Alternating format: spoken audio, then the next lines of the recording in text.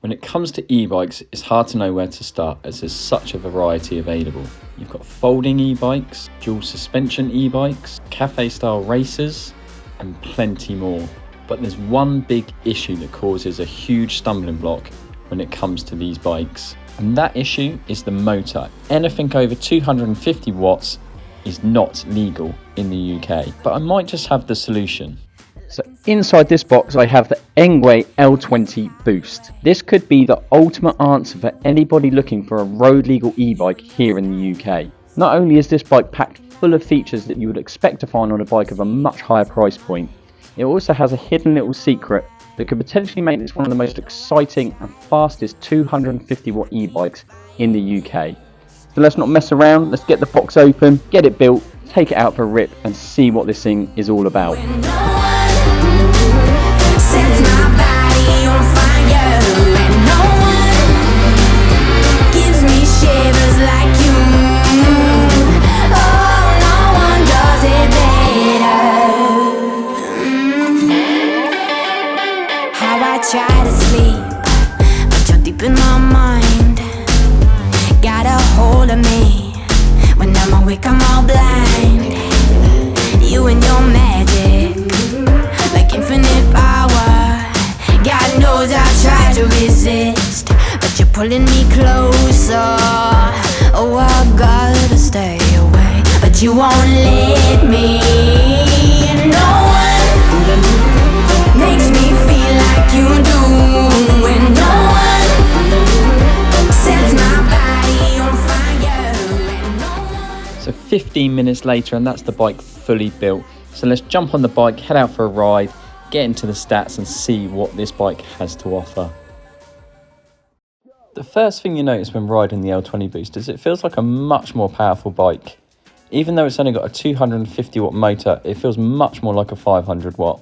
The 250 watt motor delivers an impressive 75 Newton meters of torque when using the boost button. Compared with the 48 volt 13 amp hour lithium ion battery, you've got plenty of power. Now one of the biggest selling points to this bike is the boost button.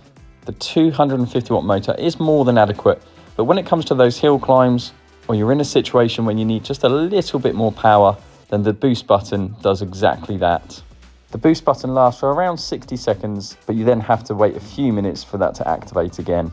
In addition to the boost button, the bike also comes with a torque sensor. This really helps with the bike's responsiveness and the efficiency by adjusting the power to the output based on how hard you're pedaling. The 48 volt 13 amp hour battery is also removable, and this makes it really easy to charge either on or off the bike. The L20 Boost also comes with a folding saddle that's really helpful when removing the battery from the bike.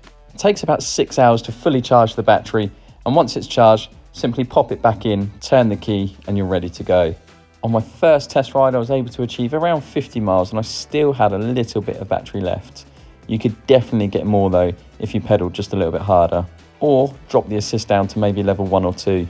But if you do get caught short, pedaling this bike with no power output is just as easy as pedaling a normal bike. The display on the L20 Boost is super bright even in daylight, with the control buttons on the bottom for ease of use. The display provides all the information that you would expect to see, including the current speed, your battery levels, your trip distance and your pedal assist levels. When it comes to the stopping power on the L20, you have cable disc brakes matched up with 160mm rotors. Although the brakes are adequate, I kind of wish that they had brought out some hydraulic disc brakes like they do with the Engine Pro. A really nice feature that comes on the L20 are the racks, both front and rear.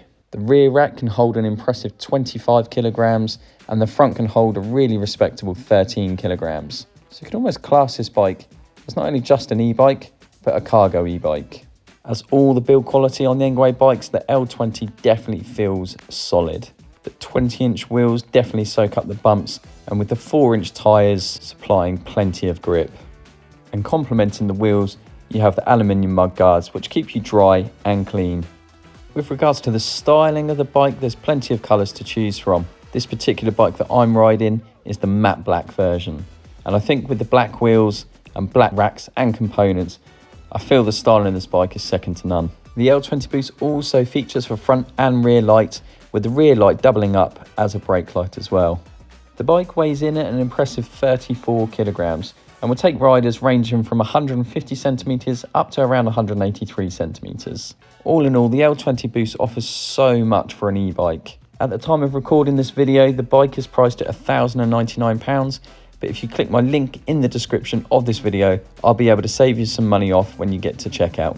Now, the only downside that I found to this bike is actually that seat that folds up when removing the battery. I did find when trying to manoeuvre the bike, I would naturally go to grab the seat to move the rear end of the bike round. And all I found that every time I'd done this was the seat would pop up. It's almost like the catch just needs to be a little bit stronger. But if that's the only fault that I can find with this bike, then it's really not that bad. If you'd like to know any more about the Engwe L20 Boost, then head over to the Engwe website. You can find a link in the description, as well as a code that's going to save you some money at checkout. I just want to say a massive thank you to Engwe for sending this bike out for me to test and review. If you've enjoyed this video, then please go ahead and hit that thumbs up button. And if you haven't done already, go ahead and hit that subscribe button. And I'll see you in the next one. Take it easy.